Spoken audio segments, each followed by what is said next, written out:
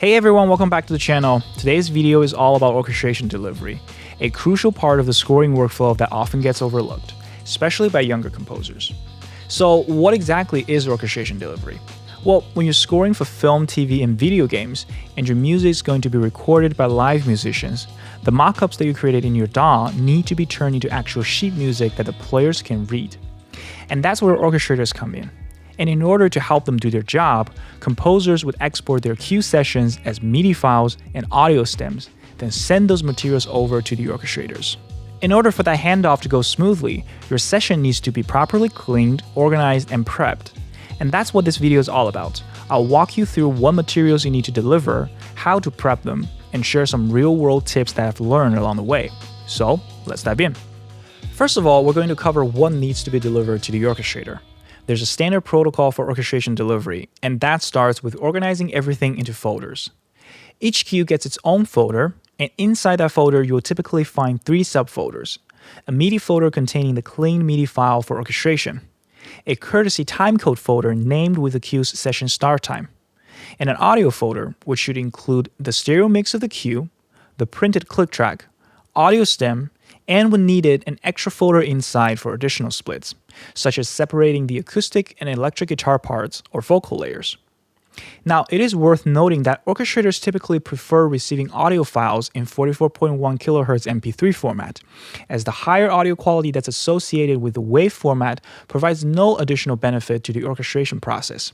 But do check with your orchestrators in advance to confirm the delivery format. This level of organization makes life easier for your orchestrator, especially when dealing with a large number of cues. When prepping your sessions for orchestration delivery, it is important to pay close attention to the audio content, which typically falls into 2 main categories. The first category includes audio files you've recorded during the writing process, such as guitars, vocals, solo strings, or other instruments without corresponding MIDI regions. Now, if these parts are meant to be orchestrated, they must be exported as isolated stems, since orchestrators will need to transcribe them by ear. Clean, clearly labeled audio files makes that process so much more efficient. Now, in certain cases, it's fine and often preferable to export those audio regions as meaningful subgroups rather than individual track. For example, if you have a 4-part vocal harmony and each part is quad-tracked, you don't need to deliver 16 stems. Instead, consolidate each harmony into 1 stem so the orchestrator receives 4 clean tracks. This preserves your musical intent without overwhelming them with unnecessary detail. The second category includes audio that was originally generated via MIDI, then bounced for processing, often for sound design purposes. Now, let's say you've sequenced the string line and want to apply some heavy saturation and tape effects. You'd bounce that line to audio, apply the effects, and then mute the original MIDI region to prevent double playback. But here's the key.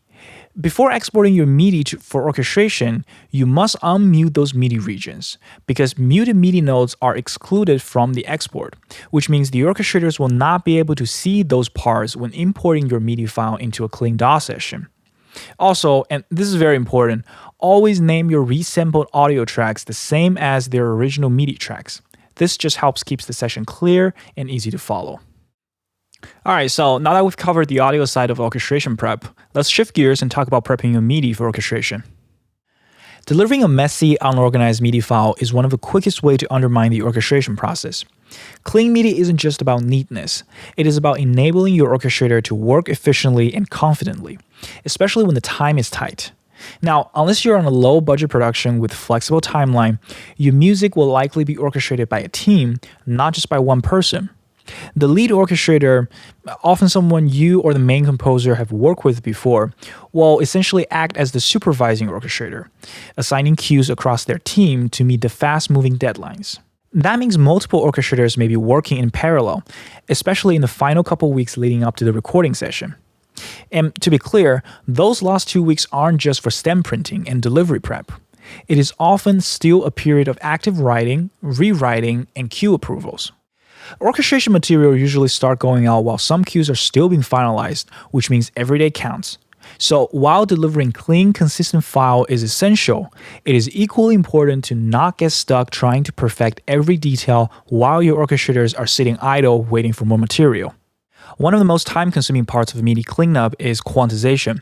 Quantizing note attacks and releases, especially in dense expressive cues, can easily eat up your time if you haven't set up your template to work with you instead of against you.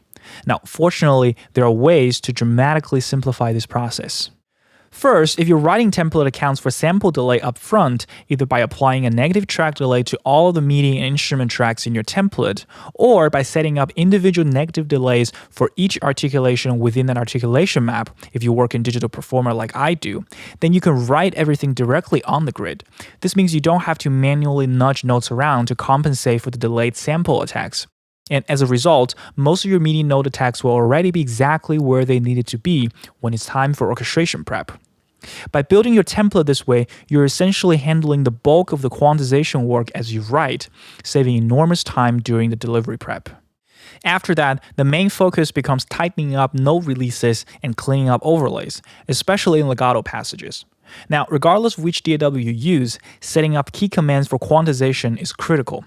You'll want key commands for quantizing note attacks, quantizing note releases, and set note duration, which is extremely helpful for cleaning up ostinato parts.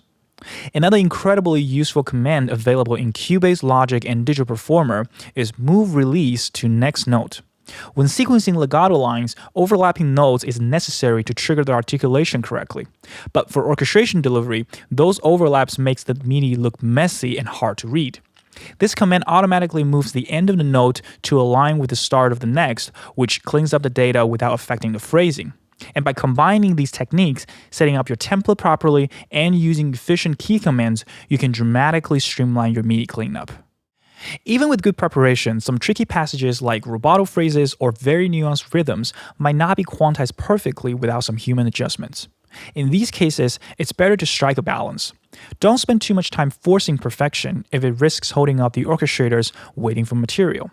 As long as you provide clear stem splits so that each voice and element is easy to hear, you labeled all the parts clearly, and your MIDI, audio stems, and printed click tracks all line up perfectly in a clean session, then orchestrators can absolutely work with that, and sometimes even prefer composers to not try and clean these tricky passages up, since the risk of screwing it up and create more issues for the orchestrators to fix is very high. After you've handled quantization, move through the rest of the essential cleanup steps. You should always remove layered sample libraries that were only used for mockup purposes. For instance, in this cue, I layered 5 string libraries for production quality. However, when it's time for orchestration, I will only keep 1 library, since the rest of the tracks are not meant to be orchestrated and will just clutter up the orchestrator sessions. This ties directly into the next step, which is making sure there's consistency in MIDI transposition across all of your tracks. Let me break it down. The contrabass patch from Orchestral Tools libraries plays back exactly as written, meaning when you play C1 in your DAW, it sounds C1. But Cinematic Studio Strings does something different. Their contrabass patch plays an octave lower than written because the developers prioritize keeping a consistent key switch layout across all instruments. Now, while this kind of mismatch might not seem like a big deal during the writing process, especially if everything sounds correct to your ears, it becomes a real problem during orchestration delivery. Because if your MIDI data isn't transposed consistently across all of the layered libraries, it can easily confuse orchestrators, especially when they're looking at parts that should be in unison but show up in different octaves. To avoid this issue, I recommend handling it before you start writing. You can adjust the key zones in Kontakt to conform the transposition, or by inserting a MIDI transformer to transpose the output of certain tracks an octave up so that everything sounds correct but shares the same written MIDI pitch. Doing this ensures that your sequence parts are in sync across all layers, and most importantly, that your orchestrators aren't stuck guessing what octave you actually intended. Or if you're lazy, you will just need to remove these libraries with different transposition during the previous MIDI cleanup step. Now, as previously mentioned, the next step is to go through all of the resampled audio files and unmuting their corresponding MIDI regions so they get exported for orchestration. Additionally, for elements that are triggered by holding down a single MIDI note, such as a pre-made orchestral textures, loops, or aleatoric effects, they should be bounced as separate audio stems so that orchestrators can reference them while transcribing. Moving on, be sure to separate out parts that need to be orchestrated from everything else. To accomplish this, create a new MIDI track labeled Do Not Orchestrate Below. Draw in the region across the full length of the cue and add CC data to it. Then, move all non-orchestration tracks such as synths, sound design, and effects underneath that track. Next, replace any internal shorthand or template-specific names with simple descriptive labels that make sense for someone seeing your session for the very first time. Lastly, organize all of the orchestrated tracks in standard score order, so going from woodwinds, brass, percussions, piano bells and harps, choir, strings, and extras. Once everything is clean and organized, it is time to export. Export your media as type 1, never type 0. Type 1 keeps tracks separated, which is exactly what the orchestrators need. Type 0 will merge everything into one track, and that's just going to be a mess for orchestration. And be sure to double check your delivery structure. The audio folder should include the stereo mix, click track, stems, and any extra splits. The MIDI folder has the final orchestration MIDI file, and the timecode folder is named with the accurate session start time.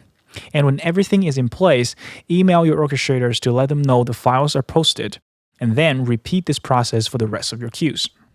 And that's it, the full orchestration delivery process. It's a bit of a work, but with enough practice, it will become second nature and your orchestrators will love you for it. If this was helpful, feel free to give it a thumbs up, subscribe for more scoring tips, and drop a comment if you've got questions or want me to cover a related topic. Thanks for watching, and I will see you in the next one.